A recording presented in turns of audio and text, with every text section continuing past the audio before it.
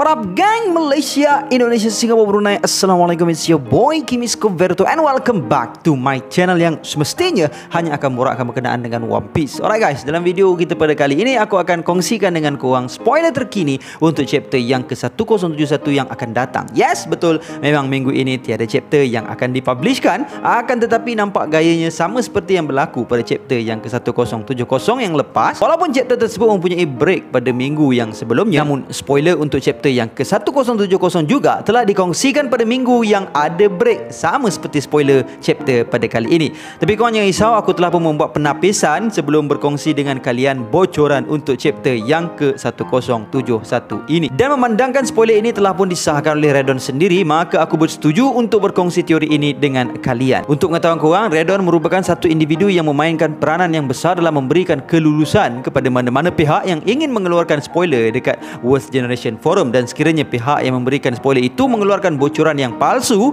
maka Redon akan menyekat pihak tersebut daripada melakukan apa-apa post yang ada dalam Worst Generation Forum selama 2 bulan. Disebabkan oleh hal yang demikianlah aku berani untuk berkongsi dengan kalian semua spoiler yang telah aku dapatkan ini. Namun kita tidak dapat menolak sebarang kemungkinan bahawa adanya maklumat yang kurang tepat dalam spoiler pada kali ini. Nak tahu apakah spoiler untuk chapter yang ke-1071 ini? So jom, let's proceed with the content. Tapi sebelum itu, kepada korang yang belum lagi subscribe, jangan lupa untuk subscribe dan menekan bell notification button supaya korang tak ketinggalan video-video dari aku. Dapatkan brownies cookies homemade di Shopee, produk terkini dari aku. Hantarkan video-video review anime korang ke email kimiskoverto@gmail.com sekiranya korang berminat untuk sertai speaker-speaker di channel Skoverto Anime. Follow TikTok Kimi Skoverto untuk mendengarkan fakta-fakta pendek dari aku. Ayo kita jadikan channel ini setandai dengan channel-channel teori yang ada di seluruh dunia. Say with me guys, Ikuzo Yarodamo.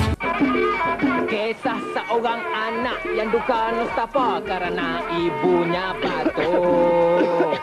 Spoiler yang pertama yang dikongsikan kepada kita semua pada kali ini adalah kita bakal melihat berlakunya satu pertarungan antara Zoro dan juga Kaku. Ethan Bobby yang merupakan salah satu leaker yang boleh dipercayai juga turut menambahkan bahawa pertarungan antara Kaku dan Zoro ini hanyalah akan ditunjukkan dengan pendek sahaja. Possibly, aku berpendapat yang kita mungkin hanya akan tunjukkan dengan panel clash antara pedang Zoro dan Kaku sahaja, yang mana mungkin Zoro cuba untuk menghalang Kaku daripada menghampiri Mugiwara Pirates. Tapi kan guys, pertarungan antara Zoro dan Kaku ni bagi aku akan jadi sama macam pertarungan Luffy menentang Lucci Awakening yang lepas. Maksud aku juga akan dibuli oleh Zoro seperti mana Lucci dibuli oleh Luffy. Mana taknya Zoro sebelum ini pernah menumpaskan the right hand man of Yonko Kaido kot. Plus bagi aku pertarungan Zoro dan King itu sangatlah fair and lovely. Maksud aku macam ni, kalau Kaido versus Luffy tu, kita dapat tengok yang Kaido menentang Luffy dalam keadaan Kaido telah pun berhadapan dengan the Nine Red Scabbard. Lepas tu Kaido berhadapan dengan combo Worst Generation iaitu Luffy, Law, Kid, Zoro dan Killer, dan barulah dia one by one dengan Luffy. Itu pun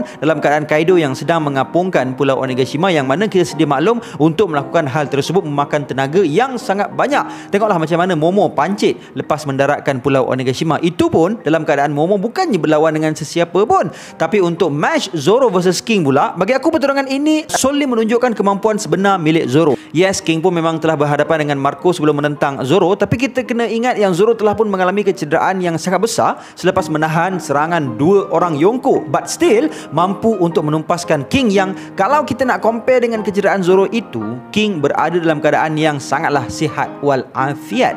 So aku yakin yang Kaku hanya akan menjadi satu halangan yang sangatlah kecil bagi Zoro sekalipun setelah mengalami improvement sepanjang 2 tahun time skip. Poin yang kedua yang dikongsikan dalam spoiler pada kali ini pula adalah kita bakal melihat kemunculan Kuma dalam chapter pada kali ini. Berkemungkinan Kuma akan memunculkan dirinya di Egghead Island bagi menyelamatkan Vegapunk dan sekaligus menteleportasikan keseluruhan kru topi jerami jauh daripada armada Marine yang dipimpin oleh Kizaru dengan berkat kemampuan buah iblis Popo Nomi milik Bartholomew Kuma itu. Bukan apa, sebab bagi aku ini adalah salah satu cara yang paling munasabah untuk Mugiwara Pirates meloloskan diri dari segerombolan armada Marine yang dipimpin oleh Marine itu. Kau jangan salah faham, aku bukannya nak cakap yang Luffy dan nakamanya tak takut untuk berhadapan dengan Kizaru. Akan tetapi kita kena ingat yang Kizaru telah pun mengerahkan sebanyak mungkin kapal perang untuk bersamanya ke Egghead Island, sedangkan Luffy pula tidak mempunyai Grand Fleet Mugiwara bersama dengan dia. Pasti dan pasti ianya akan menjadi satu disadvantage yang besar bagi Luffy. Mungkin ada antara korang yang terfikir, alah Luffy tu kan Yonko macam Shanks, takkan dia nak takut berhadapan dengan seorang Admiral. Tengoklah macam mana Shanks boleh halau si Ryukugyu tu. Kalau Shanks boleh, takkan Luffy tak boleh? Sahabat-sahabat sekalian, perlu kita ingat di sini bahawa pada saat Shanks menghalau si Green Bull itu, Green Bull berada dalam keadaan keseorangan dan tidak mempunyai seangkatan kapal perang bersamanya. Kita semua dapat tengok dalam Marineford War dahulu, even mendiang Whitebeard yang merupakan the strongest human in the world pun memerlukan kesemua divisinya untuk berhadapan dengan Marine yang ramai. Yes, betul sekali lagi, memang Shanks dengan hanya satu kapal saja mampu untuk menghentikan Summit War Marineford itu. Akan tetapi pada saat ketibaan Shanks itu, pihak Marine telah pun mengalami kehilangan yang besar selepas berhadapan dengan Whitebeard Pirates. So kudrat yang dimiliki oleh Marine pada saat itu tidak standing untuk berhadapan dengan Akagami no Shanks punya kru. Tambahan pula dengan setiap satu daripada ahli mereka itu merupakan individu yang luar biasa. Akan tetapi untuk kes Luffy ni pula, kesemua askar yang dikerahkan itu masih lagi berada dalam keadaan yang cargas dan segar bugar dan bertenagar.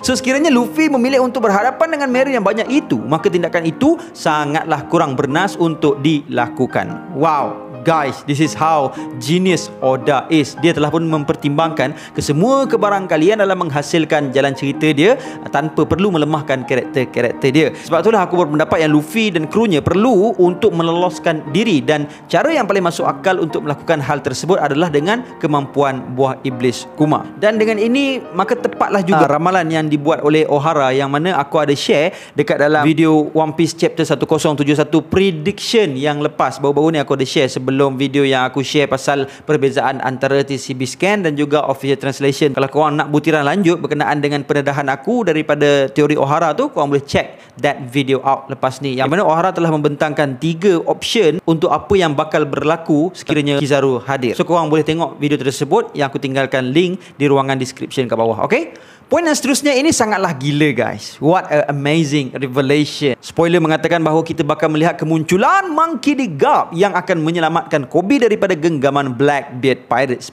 Mantap lah guys keluarga si monyet ni. Hari tu kita dah ditunjukkan dengan backstory Monkey D. Dragon yang menceritakan apakah sebenarnya punca tertubuhnya Revolutionary Army, dan Dragon juga sebenarnya kenal dengan Dr. Vegapunk. Kali ni Garp pula yang akan beraksi. Yelah geng, takkan Garp nak biarkan je anak didik dia tu ditangkap oleh Blackbeard Pirates kan? Apa yang menarik bagi aku kat sini adalah sebelum ini dalam chapter yang ke-1059, Rayleigh pernah bagi tahu yang dia mungkin tidak akan mampu untuk mengalahkan Blackbeard sekiranya mereka berlawan kerana Rayleigh kini sudah berada pada usia tuanya.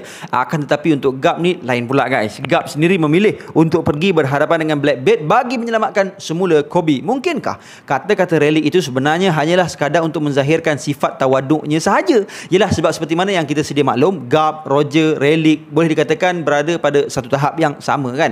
Tapi sekiranya pernyataan Rayleigh itu adalah satu kebenaran, maka ianya tetaplah juga masuk akal. Maksud aku macam ni, setelah daripada pembubaran Roger Pirates, Rayleigh memilih untuk berehat di Pulau Sabaudi sahaja, sedangkan Garp masih lagi aktif bermarine sehingga ke hari ini. Maknanya disebabkan oleh faktor usia yang meningkat dan juga keadaan Rayleigh yang tidak banyak berhadapan dengan musuh untuk mempraktikkan kemahiran yang dimilikinya, maka wajarlah sekiranya kemahiran Rayleigh itu tidak standing dengan Blackbeard yang berada pada usia prime-nya. Akan tetapi untuk Garp pula, dia masih lagi aktif mempraktikkan kemahiran yang dimilikinya. Sekalipun tidak berhadapan dengan musuh, dia tetap menggunakannya untuk melatih rekrut baru dalam Marine, dan dia juga perlu berada dalam keadaan yang sentiasa bersedia. So aku berani untuk katakan yang Garp sekarang masih lagi mampu untuk berhadapan dengan Blackbeard yang berada pada usia prime-nya itu. And guess what guys, kita juga bakal melihat Garp yang akan berhadapan dengan Aokiji sekiranya spoiler ini adalah benar, yang mana Aokiji juga merupakan seorang junior yang sangat menghormati senpai-nya, yakni Monkey D. Garp itu. Seru habis ni guys, merinding bak bulu romaku. Spoiler yang terakhir pula mengatakan kepada kita bahawa Kid dan nakamanya akan berlayar menuju ke Elbaf. Maknanya kat sini semakin benarlah teori yang mengatakan bahawa the man with burn scars yang dimaksudkan oleh Kid dalam chapter yang ke-1056 sebelum ini adalah Jaguar di Saul. Dan akhir sekali spoiler mengatakan bahawa minggu depan manga bakal bercuti. So guys, that's all I have untuk perkongsian kita pada kali ini. InsyaAllah see you guys in the next content, and until then my gang, there is no God except Allah. Assalamualaikum warahmatullahi